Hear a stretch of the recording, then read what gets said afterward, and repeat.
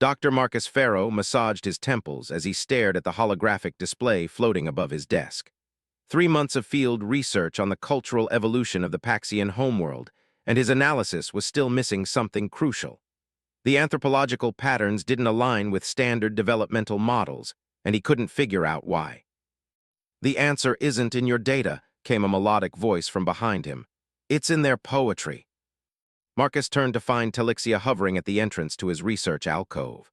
The Vox City librarian stood barely 4 feet tall, her lavender skin luminescent under the archive's ambient lighting. Like all her species, she had no visible ears, just subtle ridges where humans would have them, and enormous cobalt eyes that seemed to reflect the entirety of the space around her. "Their poetry?" Marcus asked, trying not to show his annoyance at the interruption. Telixia glided toward him with that peculiar hovering movement characteristic of her low-gravity homeworld. "You've been analyzing their agricultural practices as separate from their religious rituals. But you enjoy Emily Dickinson, don't you? You would appreciate how the Paxians embed their deepest truths between the lines." Marcus froze. He had never mentioned his fondness for 19th-century Earth poetry to anyone on the station. Let alone to the alien librarian, he barely knew beyond requesting research materials. "How did you know that?" Telixia's mouth, a small, nearly lipless line, curved upward. "The same way I know you sleep with the environmental controls set 3 degrees colder than standard because of childhood nights spent in your grandmother's cabin in northern Minnesota." A chill ran down Marcus's spine that had nothing to do with the temperature. "That's not in any personnel file." "No," she agreed, placing a data crystal on his desk. "This contains a collection of Paxian ceremonial verses. Their agricultural cycle mirrors the rhythm of these poems, not the other way around, as your research suggests." Marcus took the crystal, careful not to let his fingers brush against her 7-digited hand. "You still haven't explained how you know personal details about me." "Haven't I?" Telixia's eyes shifted hue slightly, deepening to indigo, an emotional response Marcus couldn't interpret. "You humans leave impressions everywhere. In the books you read, the files you access, the spaces you inhabit. My people have always been sensitive to these traces." Before Marcus could press further, the station's central announcement system chimed. "Attention all personnel. The quantum communication array will be offline for maintenance from 2200 to 400 hours. Plan accordingly." "I need to return to my duties," Telixia said, glancing toward the main library chamber.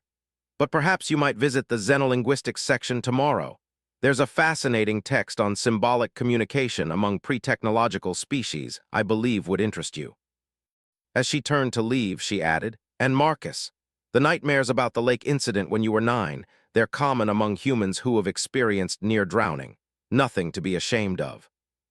He watched her disappear among the towering shelves of physical texts and data storage units, his heart pounding. No one on Horizon 9 knew about that incident. He had never included it in any psychological evaluation or personal log.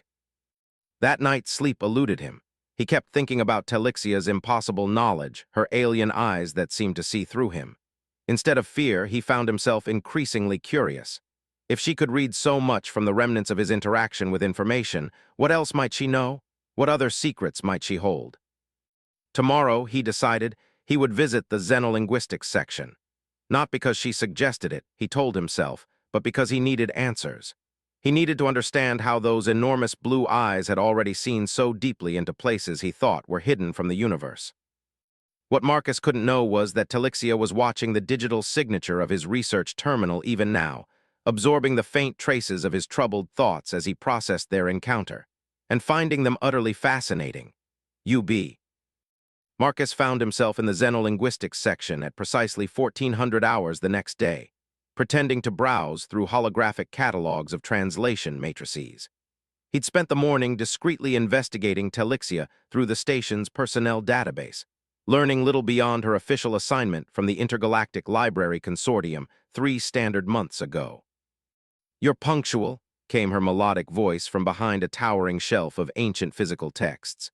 "A trait you developed in adulthood, not childhood. Your university professors would have been surprised by the transformation." Marcus turned sharply. "That's enough. I want explanations, not more demonstrations of whatever this is." Telixia emerged, carrying an ornate metallic cube that pulsed with soft blue light. "This is more private. Follow me." She led him to a small reading alcove nestled against the station's outer hull, where a viewport revealed the swirling nebula beyond. After activating the cube, a subtle humming filled the air. "Privacy field," she explained. "No recordings or surveillance can penetrate it." "Why would we need privacy?" Marcus asked, suddenly wary. "Because what I'm about to tell you isn't commonly shared with other species." Telixia settled onto a cushioned stool, her large eyes shifting to a deeper indigo.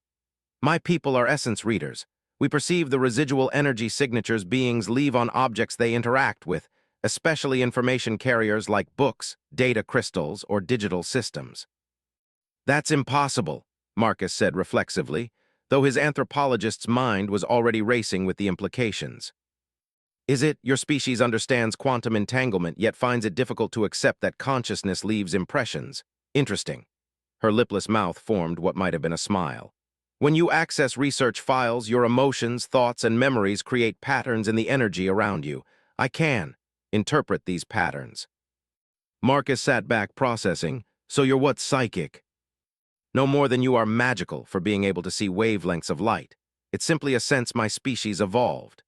She placed a seven-fingered hand on a nearby book. "Right now, I can tell this was last handled by Chief Engineer Kowalski, who was distracted by worry about his daughter's university applications while referencing it." "That's invasive," Marcus said, though fascination was rapidly replacing his indignation. "We don't consider it so. To us, these impressions are simply there, like scents in the air would be to you." She tilted her head. "Does a human consider it invasive to smell cooking from another dwelling?" "But you've been specifically reading me. Why?" Telixia's skin flushed a deeper lavender. "You're unusually vivid. Most humans leave clear impressions, but yours are extraordinarily detailed. I've never encountered anything like it. When you interact with information, you leave echoes that contain complete emotional landscapes." Marcus felt simultaneously flattered and exposed. "Is that why you've been watching me? I'm some kind of research subject." "Initially, yes," she admitted. "But it's become more than academic interest. Your species experiences emotions my kind can only observe. Particularly," she hesitated, "what you call love, attachment, longing. We understand these conceptually but do not experience them." "And that interests you?" "It fascinates me," she corrected, her eyes shifting to an almost violet hue. "The way humans form bonds defies logical efficiency, yet creates something profound. I've read thousands of your novels, poems, scientific studies on attachment, but experiencing it secondhand through your impressions is different." Marcus stood abruptly. "I should go, this is uncomfortable," Telixia finished. "I apologize if my directness is disturbing. My species values clarity." As he turned to leave, she added softly, "Marcus, the thesis paper you abandoned 8 years ago, the one arguing that cross-species emotional frameworks could be mapped in universal patterns, you were correct. Your professor was wrong to discourage you." He froze at the door. "No one has ever read that. I deleted it." "Yes," she replied simply, "but you left your impressions on every system you used to write it, and they were beautiful." The station's observation deck was nearly empty at this late hour, which suited Marcus perfectly. He stood before the curved viewport, watching as distant stars shifted during Horizon 9's rotation. His mind, however, remained fixed on his conversations with Telixia over the past week. "Trouble sleeping, Dr. Farrow?" The deep voice of Security Chief Dominic Vega cut through his thoughts. Marcus turned, nodding politely. "Just thinking." "About your unusual friendship with our Vox City librarian." Vega leaned against the railing, his expression carefully neutral. "You've been spending considerable time together. Is that relevant to station security?" "Perhaps." Vega's eyes narrowed slightly. "The Vox City aren't typically known for socializing outside their species. In fact, they're notorious for their isolation. So when one suddenly takes interest in a human researcher with high-level access to cultural databases." "She's just curious about human behavior," Marcus replied too quickly. "Aren't we all?" Vega straightened. "Just be cautious about what information you share. Some things don't belong in alien hands, even friendly ones." After Vega departed, Marcus remained troubled. The security chief's warning seemed excessive. yet something about Telixia's interest in him still felt unresolved. The next morning, he found her in a secluded corner of the botany section. "Your security chief is watching us," she said without preamble, her skin slightly paler than usual. "He's accessed your file 16 times in the past 3 days." Marcus sighed. "What exactly do you want from me, Telixia? If this is some form of research, I should know." She was quiet for a moment. What if it began that way but became something else? Her fingers traced patterns on the table. "My people don't form attachments as yours do. We share knowledge, collaborate, reproduce when genetically optimal, but we don't feel connected." "And you want to experience that connection," Marcus concluded. "Yes," her eyes brightened to an almost electric blue. "With you specifically. Your emotional impressions are so rich, so complex. I've proposed a cultural exchange to my supervisors, an experiment in cross-species emotional understanding." An experiment? The word stung more than he expected. "Poor choice," she acknowledged. "But I lack better terminology. This isn't something Vox City do, Marcus. I'm deviating from expected behavior." He studied her. "Are you saying you're breaking rules for me?" "I'm saying I'm experiencing something unprecedented." She reached toward him, stopping just short of touching his hand. "When I read your impressions, I feel echoes I shouldn't be capable of feeling. It's changing me." Their conversation was interrupted by a station-wide announcement. "Attention all personnel. The diplomatic vessel Artemis has requested emergency docking. All department heads report to main briefing." Marcus frowned. "That's odd. We weren't expecting any diplomatic missions." Telixia's skin suddenly paled to an almost white shade. "The Archive's directive," she whispered, genuine fear evident in her voice. "They've found me." "Who are they?" Marcus asked, alarmed by her reaction. "A multi-species intelligence organization that collects and controls information, and those who can access it." Her voice trembled slightly. "They've been pursuing my people for decades, trying to weaponize our abilities." "Why didn't you tell me?" "Because I wanted you to see me as Telixia, not as a fugitive." Her eyes shifted to a stormy gray. "They'll claim they're here for diplomatic purposes, but they're coming for me, and now, possibly for you too." The diplomatic contingent from the Artemis looked entirely unremarkable. 4 humanoids in formal attire, led by a tall woman who introduced herself as Ambassador Renata Karis. Nothing about them suggested the clandestine organization Telixia feared, yet the Librarian had vanished immediately after their arrival, leaving Marcus increasingly anxious.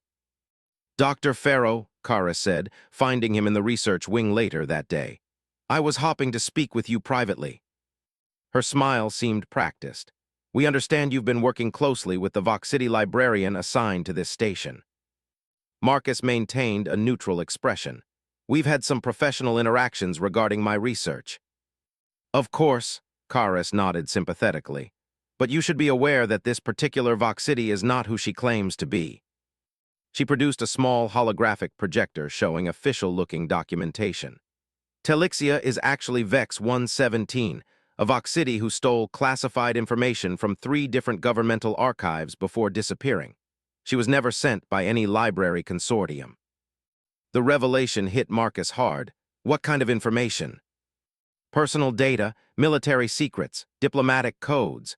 Karis switched off the projector. "Vox City Essence readers are valuable, Dr. Farrow, but this one is dangerous. She forms connections with individuals, extracts information through those relationships, then disappears." "That doesn't align with my experience of her," Marcus countered. "Doesn't it?" Karis raised an eyebrow. "Has she shown unusual interest in your work, revealed knowledge about you that seems impossible, suggested some kind of special connection?" Marcus's silence was answer enough. "We're not here to harm her," Karis continued. "The Archive's directive exists to ensure information remains secure across civilized space. We want to offer her legitimate employment, using her abilities within ethical guidelines." "Then why is she hiding from you?" "Fear, misinformation, or guilt. We need your help finding her before she accesses something truly dangerous or leaves the station." After Karis left, Marcus retreated to his quarters, mind racing. Had everything with Telixia been manipulation? A ruse to gain access to his research or station systems? He was startled by a soft chime from his private terminal. A message using an old encryption protocol he developed years ago during doctoral research. It contained just 3 words: hydroponics, level 7. The sprawling hydroponic gardens on level 7 provided both food and atmospheric support for the station. Among the lush vegetation, Marcus found Telixia hidden beneath the massive fronds of Venusian fan palms. "They're lying," she said immediately. "I'm not a thief." "Then explain," Marcus demanded. "Because from where I stand, either you or they are manipulating me. The Archive's directive doesn't preserve information. They control it." Her voice was low, urgent. "They discovered my ability to read deeper impressions than most Vox City and tried to recruit me to extract information from diplomatic and military officials. When I refused, they branded me a criminal." "Convenient explanation," Marcus noted coolly. "You don't believe me." Her skin darkened with emotion. "Read my personnel file more carefully, Marcus. Check the quantum validation codes. They're forged. The directive planted them after arriving." "Why would they go to such lengths for one Vox City?" "Because I can read impressions others can't, including those left on secure systems." Her eyes locked with his. "They don't want me for what I know. They want me for what I could extract from others." Marcus hesitated. "Even if that's true, you still haven't been honest about your interest in me." "That part was never false." Her voice softened. "Your impressions were the first human ones I ever read that made me understand why your species treasures emotional connection. You showed me something I never knew existed." The station's alert system suddenly blared to life. "Security alert. Unauthorized access detected in central database. All personnel remain at stations." Telixia's eyes widened. "They're planting evidence. We need to leave now." Marcus faced an impossible choice. Trust the official narrative and turn her in, or believe this alien who had seen into the deepest parts of him, and risk everything. The maintenance tunnels running beneath Horizon 9's primary corridors were cramped and dimly lit, designed for service drones rather than humanoids. Marcus led Telixia through the labyrinth toward the auxiliary shuttle bay, each footstep echoing his doubt and determination in equal measure. "They've locked down all regular transports," he whispered, checking his portable terminal. "But there's a research probe scheduled for nebula sampling. We can reprogram its course." "Marcus," Telixia's voice was soft as she paused, her luminescent skin providing faint illumination in the darkness. "You're risking your career, possibly your freedom. Why?" He considered the question more deeply than she knew. "Because when you told me what you saw in my impressions, about my abandoned thesis, my interests, my fears, you didn't just know the facts. You understood why they mattered to me." The station's security alert repeated overhead, now including their names as persons of interest. They reached the auxiliary bay to find a surprise: Security Chief Vega, waiting beside the research probe. "I assumed you'd choose this exit," he said, weapon holstered but hand resting near it. Marcus stepped protectively in front of Telixia. "Whatever they've told you is likely manipulated," Vega finished unexpectedly. "The Archive's directive has overridden station protocols without proper authorization. Their credentials contain irregularities." "You're helping us?" Marcus asked incredulously. "I'm preserving station autonomy." Vega handed them access cards. "The probe's launch window opens in 6 minutes. After that, I'll report equipment malfunction." Once inside the cramped probe vessel, Marcus quickly reprogrammed its course toward a nearby sanctuary moon, while Telixia monitored communication channels. "They're scrambling interceptors," she reported tensely. Too late, Marcus engaged the launch sequence. With a violent shudder, the probe ejected from the station and immediately accelerated to escape velocity. As the stars streaked past the tiny viewport, an uncomfortable silence fell between them. "I accessed your personal logs," Telixia finally admitted. "Before we met, it's how I knew so much about you initially." Marcus felt a stab of betrayal, so Karis was right. "Not entirely." Telixia's skin flushed deeper purple. "I was assigned to evaluate station personnel for potential information extraction by the consortium, not the directive. But I refused the assignment after reading your work." "Why?" "Your thesis on cross-species emotional frameworks." Her eyes shifted to a soft violet.